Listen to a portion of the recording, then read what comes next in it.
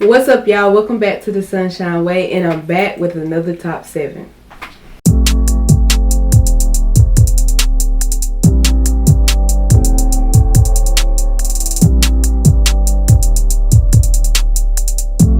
Top 7 videos, I like to give 7 things to consider, 7 tips, top 7 things I like, but in all I give 7 things concerning a specific topic or a specific issue. So in today's video, I'm going to be giving you top 7 things to consider when you are either a special education teacher or a teacher working with students with special needs.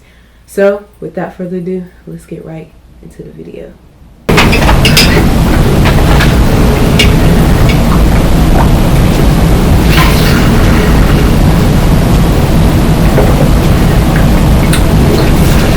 I'm going to go ahead and get started.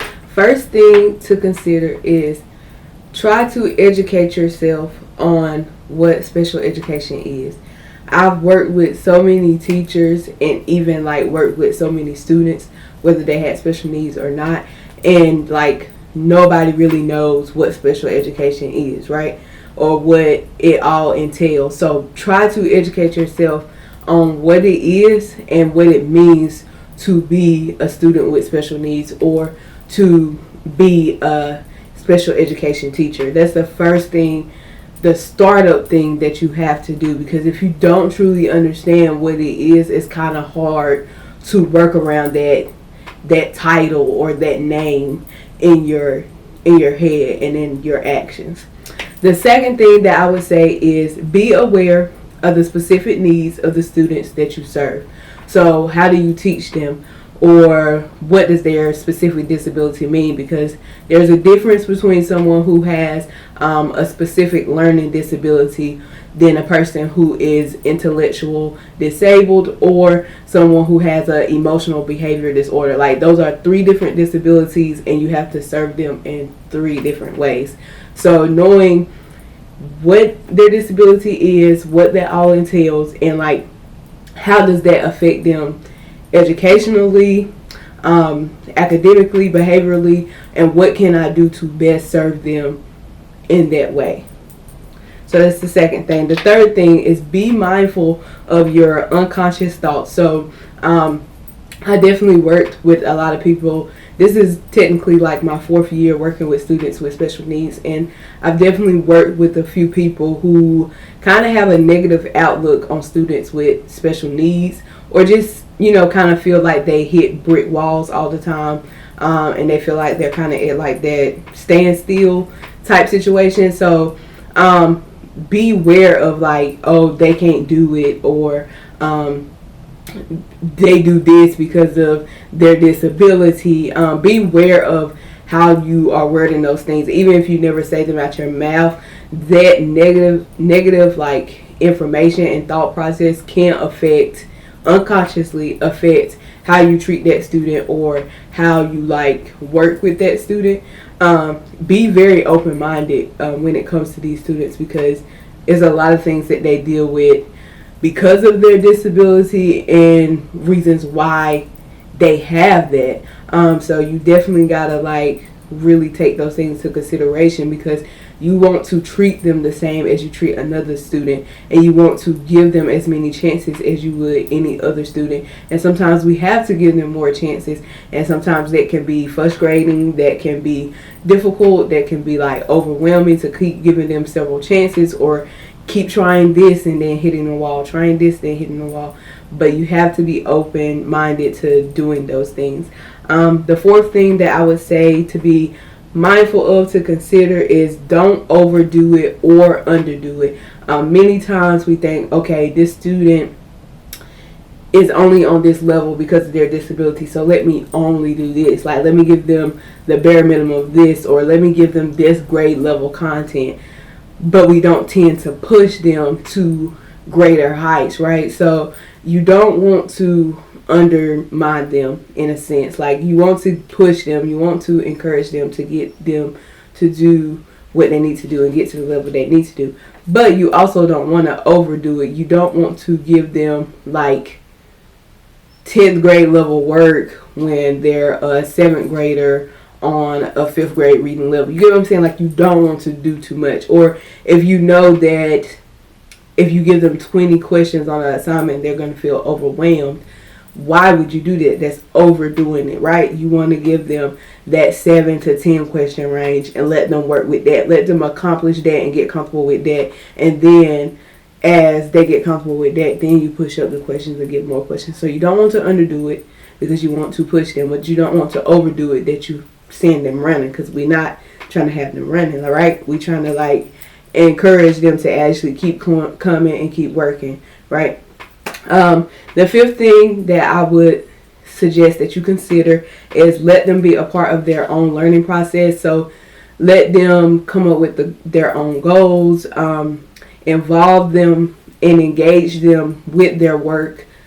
And you might have to engage them a little bit more than you do other students, because they have to actually see the process from beginning to end sometimes to know that they're actually capable of doing it, or to see and analyze themselves like, okay, how am I going to complete this goal or complete this assignment? So letting them be a part of that learning process and really doing things like modeling, which is something that all teachers should be doing anyways, but really doing that modeling so that they see step-by-step process, the smallest step-by-step process. How do I do this?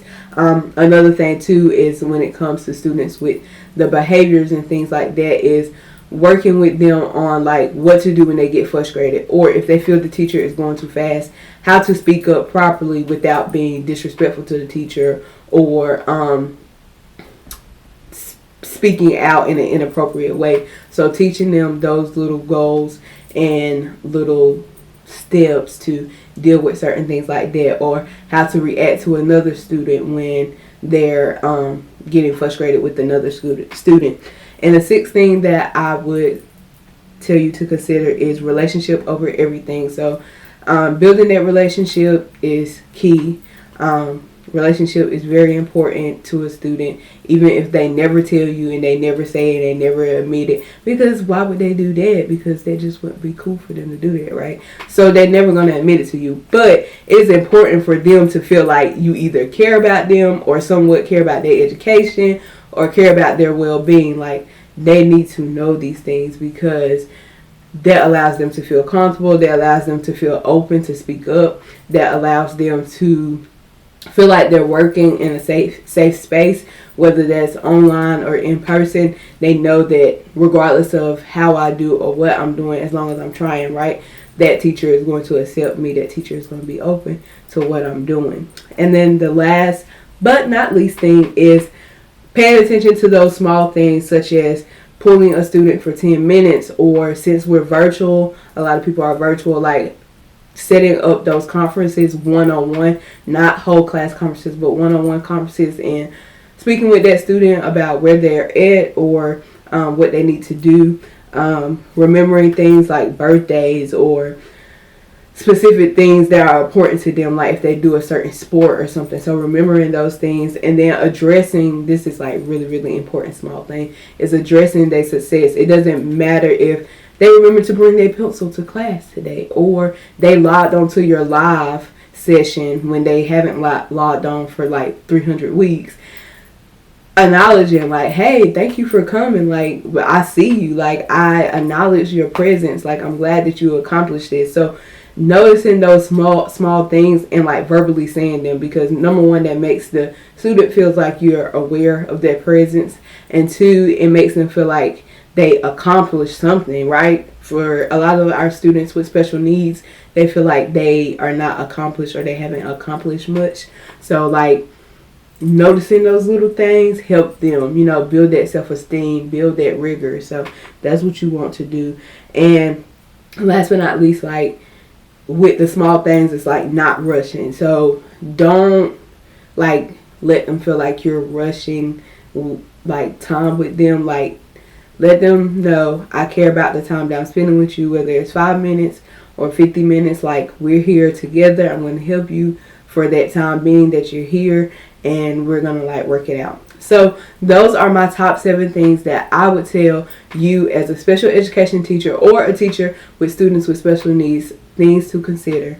Those are my top 7. So as I do in all my top 7 videos, I'm going to go through the list very, very quickly just to point out the things. And the list will also be in the description box down low. So number 1, try to educate yourself on what special education is. 2, be aware of the specific needs, the specific disability, and how to teach them.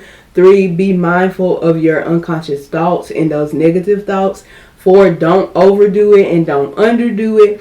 Number 5, let them be a part of their learning process. Number 6, relationships over everything. And number 7, remembering those small things and acknowledging those small things. So you have made it to the end of this video. If you like it, make sure you give it a big thumbs up. Make sure you hit the subscribe button. Make sure you tap that notification bell so you can be notified every time your girl upload. And remember, be humble, be inspiring, be kind, y'all, and don't forget to shine. I'll see y'all on the next one.